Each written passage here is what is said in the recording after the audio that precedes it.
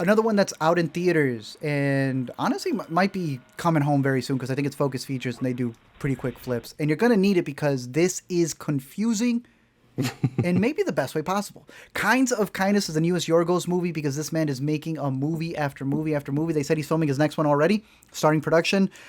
This one was, I think, already set by the time he was gathering up all of those Academy Awards for the last one in Poor Things. He comes back with Emma Stone, who is dancing her butt off, I think, behind the scenes in Poor Things or even on screen. And now she's just doing it just to do it in this movie. It's an anthology film where every single story, I think there's 3, has the exact same cast playing different roles. But Jesse Plemons would be the through line as like the lead character in all 3, kind of. And then Emma although Stone. he plays different characters in all 3. Yeah. And Emma Stone's in all 3, although she's got maybe a smaller role in that first one. And does Margot Qualley appear in all 3? I feel like she and Willem Dafoe are on all 3 too. Yeah, she's Willem Dafoe's girl. Then she's the swinging partner in the second one. Right. And then in the last one, she was working with the call. Yes. Did you have a favorite one out of 3? Or were I thought the first one was the strongest, although I liked elements of all of them. To me, the first one felt the most like it could support its own full movie.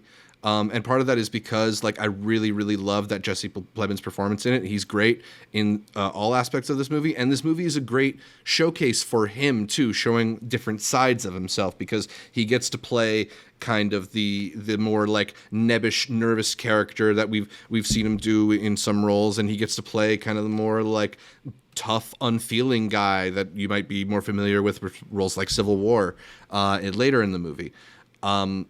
But yeah, just the whole idea of control and what we're willing to do for others and what others are willing to put us through, I think was most exemplified through the mystery and absurdity of that first story. The niceties, kind of. Like the kinds of kindness that people kind of put up with. That's always been kind of Yorgos's thing, is sort of dissecting the little societal norms that we just accept. You guys do these weird things, right? Like he's anthropologically looking at people going like, you guys do these goofy things that as long as it's... Yeah, the first one would be... because I kind of split them into 3. The first being the eagerness that he has for his boss. It's all work-related. And then the second one... with the police authority, but more so in a relationship. It's this idea of what the couple's willing to do for each other.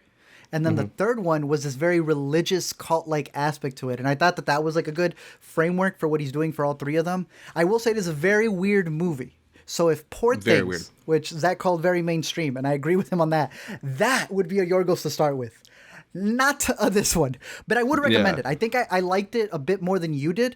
I would put it as an honorable for this year because he's fantastic in it. I believe he won at Cannes for his performance.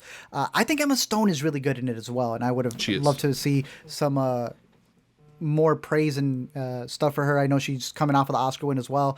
But I think the entire supporting cast does a great job with Hong Chow.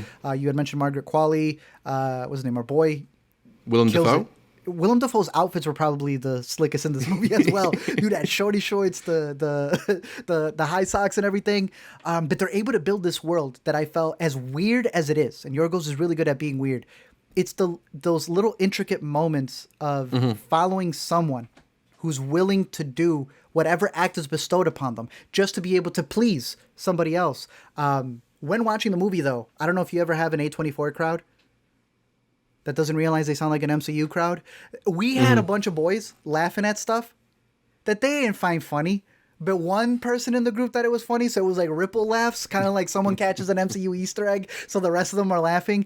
Right. A24 has kind of become that to a degree. They're that type of crowd, and I kind of felt it with this movie because they would laugh in waves and then not laugh at the parts that were actually supposed to be funny. It's not a funny ha-ha movie. It's not a movie that I think you should go into expecting to like burst out into laughter. There's certainly a lot of like absurd discomfort, and I can see people sort of just like laughing out of almost like nervousness in certain moments of this movie. But yeah, it's not like a Seth Rogen movie or anything. Yeah, it should be out of nervousness, and these people were like laughing at like a saying of a line or something, like it was supposed to be a bit, like he had just said on your left or something like that.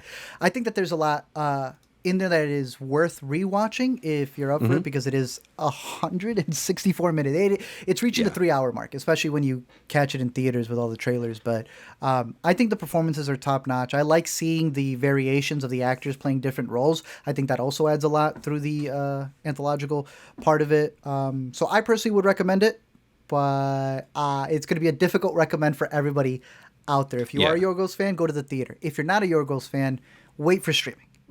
Yeah, like this is definitely one of the harder to, more inscrutable Yorgos movies. One of the ones that are probably harder to love. There's a lot of really good stuff in there, but I feel like if you're not already, you don't have a predilection for his style of movie, you could probably skip this one and be fine. That said, like I love his movies. This isn't my favorite of them, but I really, really enjoyed it. So recommended in theaters or no?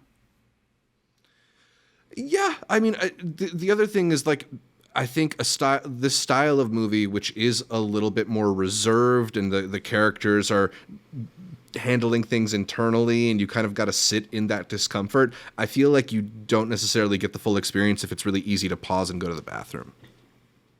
Fair. There was a girl who needed to go to the bathroom in the middle of ours, and she was sitting in the middle, recliners, absolutely no way to fit, right? And she did one of these in the middle of it, where she looked to the left, like a periscope, and looked to the right, and she just went back, and the second story just kept going and going. I'm like, bro, you're gonna have to book it out of here. So at a certain point, she just had to like jump over stuff. It is, you definitely feel the length, but I feel like they're training us. Everything's a 3-hour movie this time around.